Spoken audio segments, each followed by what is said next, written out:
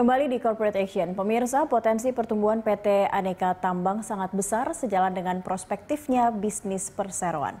Kita akan membahas prospek bisnis dan saham ANTM bersama Head of Research Panin Sekuritas, Nico Lawrence. Selamat pagi, Mas Nico. Selamat pagi, Mbak.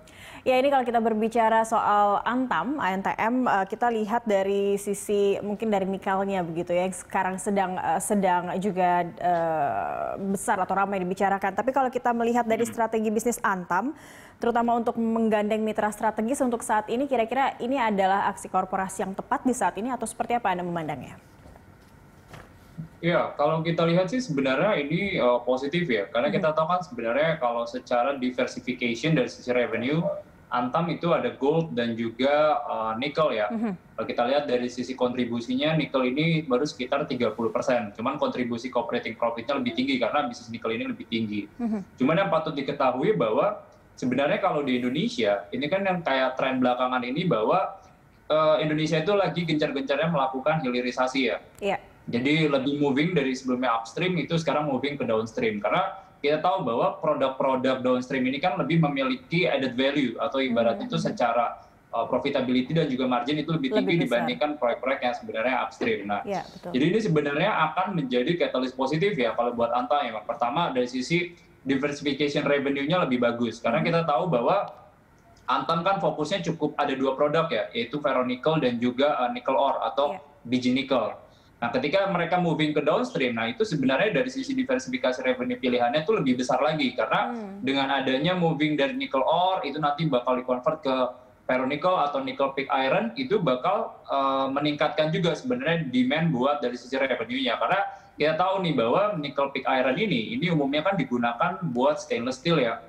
Stainless steel, dan kita tahu juga sebenarnya tren belakangan ini di global, itu tren buat yang demand yang nickel pig iron ini tuh lagi meningkat signifikan. Karena kita tahu kayak misalnya China ya. China itu tuh lagi gencar-gencarnya membangun. Jadi kalau kita lihat mereka punya kayak trend purchasing manager index, industrial output, itu kalau kita lihat juga dari sisi expansion activity itu meningkat signifikan gitu. Jadi demand buat nikel kelas ini tuh lagi tinggi-tingginya juga. Nah, jadi itu harusnya jadi catalyst positif. Oke, ditambah Selain lagi itu kita tahu juga bahwa baterai ya, untuk produksi bahan baku baterai dan mobil listrik ini juga menjadi hal yang bisa disasar oleh Antam juga dari produksi nikelnya. benar, karena kita tahu bahwa di global ini kan juga ada trennya tuh lagi mengkonversi kan. Nikel-nikel yang sebenarnya kualitasnya itu yang lebih rendah, itu ibaratnya nikel kelas 2, itu dikonvert menjadi nikel kelas 1 yang umumnya dipakai buat mobil listrik. Dan yang itu nikelnya demand-nya tuh lagi lumayan rame gitu ya. Karena kita tahu bahwa tren belakangan ini di global itu adalah fokus dari sisi clean energy. Clean energy, kayak kita lihat statement tadi pagi ya dari International Energy Agency state bahwa setiap negara itu kalau bisa tuh menghentikan proyek yang berbahan bakar fosil sebenarnya. Jadi mereka lebih switch ke renewable energy itu tadi. Nah, salah satunya adalah alternatifnya adalah dengan electric vehicle. Electric vehicle ini kita tahu kan bahwa komposisinya 40% itu adalah baterai listrik. Mas Niko, 40% itu umumnya 60%-nya itu yang sering dipakai kan modelnya adalah lithium ion ya. Lithium ion itu karena dia sebenarnya secara komposisi itu lebih bagus menghantarkan listrik, plus dia dari kepadatan energinya itu lebih bagus. Baik, dan itu bisa diproduksi oleh Antam saat ini begitu ya. Ditambah lagi Antam juga berniat untuk melakukan peningkatan dari produksinya ya. Ini juga bagian dari diversifikasi yang tepat untuk dilakukan saat ini. Menurut Anda seperti itu tadi? Betul Mbak. Jadi karena ya itu tadi diversifikasi ini translasi buat yang kayak demand buat baterai listrik, itu jadi katalis positif ya. Karena kita tahu tuh bahwa di global itu yang bahan bakunya lithium ion, basisnya nikel, 60% itu tuh adalah raw materialnya adalah nikel gitu. Jadi dengan adanya diversifikasi ini, dengan menggandeng mitra strategis, Antam tuh bisa mendapatkan produk-produk dengan added value yang signifikan dan yang demand-nya tuh lagi tinggi di global, seperti buat stainless steel dan juga baterai listrik. Ya, singkat sebelum kita menuju ke segmen 2, kita akan jeda terlebih dahulu.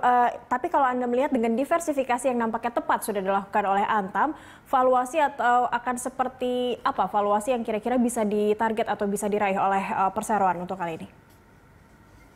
Iya, dari valuation sebenarnya kita lihat bakal ada improvement yang signifikan ya, karena ini translasinya pertama adalah revenue base-nya bakal meningkat, secara EBITDA juga akan meningkat signifikan, jadi itu akan jadi katalis positif. Jadi translation melalui enterprise value to EBITDA atau secara price to book value itu bakal mendapatkan nilai yang lebih premium dibanding secara historis. Baik. Makanya kita tuh sebenarnya sekarang view-nya masih buy buat Antam, itu kita punya target harga di 3.700. Baik, apakah ini juga nanti akan berbanding lurus dengan pergerakan saham dari ANTM sendiri? Kita akan bahas selanjutnya usai jeda, tetaplah di Dialog Corporate Action pemirsa.